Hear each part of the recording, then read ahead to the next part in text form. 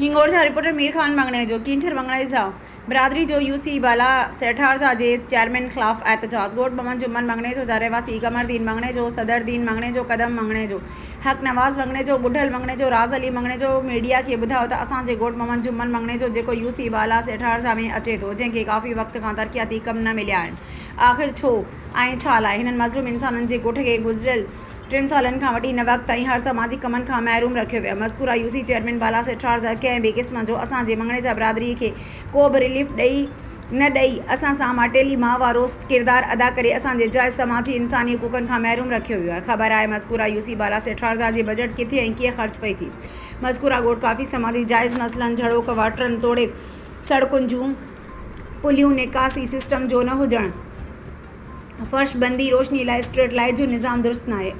पाणी जे नलकनि समेत ॿियनि केतिरनि समाजी मसइलनि खां महरूम रखी हितां ॻोठाणनि खां जीअण वारो हक़ बि खसियो वियो आहे जेकॾहिं मज़कूरा ॻोठ खे अञा बि समाजी मसइलनि खां परे रखियो वियो त मुतासिरीन यूसी चेयरमैन ख़िलाफ़ रोडनि ते निकिरी सख़्त एहतजाज कंदा जी त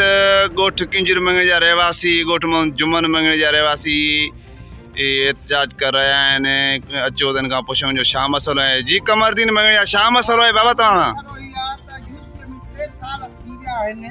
जेको भी माल मिलियो आहे ज़ाकिर साहब असांखे हिकिड़ो रुपए जो भी कम न ॾिनो ऐं ॿियो सभु कमु जेको आहे मलीरान खे नलका प्लेटूं सोलर इंजोल जे तरफ़ां आयो आहे त बि कंहिं मंगणे जे न नलको ॾिनो अथई न सोलर प्लेट ॾिनी अथई 3 साल गुज़री चुका आहिनि त असांखे का शइ न मिली आहे हिन महिल कोई छो त असांखे नज़र अंदाज़ कयो थो वञे ऐं वोट बि असांजो घणो असांखे थोरो थो मिले असां हिन यूसीअ में न आहियूं छा ताक़त असांजो अर्ज़ु हीअ आहे त असांजे बि कुझु निगहबानी करे न त असां अञा वधीक एहतजाज मथे रिकॉर्ड कराईंदासीं छो त असांखे का शइ हिन महिल ताईं न का मच्छरदानी मिली आहे न नलको मिलियो आहे न सोलर प्लेट मिली आहे ऐं जोर जे तरफ़ां बि जेको माल मिलियो आहे मलीरान विराए खे जो मंगणे जा हिन यूसी में न आहिनि छा इहो छा मसइलो आहे इहो ॿुधाए ज़ाकिर साहब त इहो मसइलो आहे असांखे छो नथो ॾिए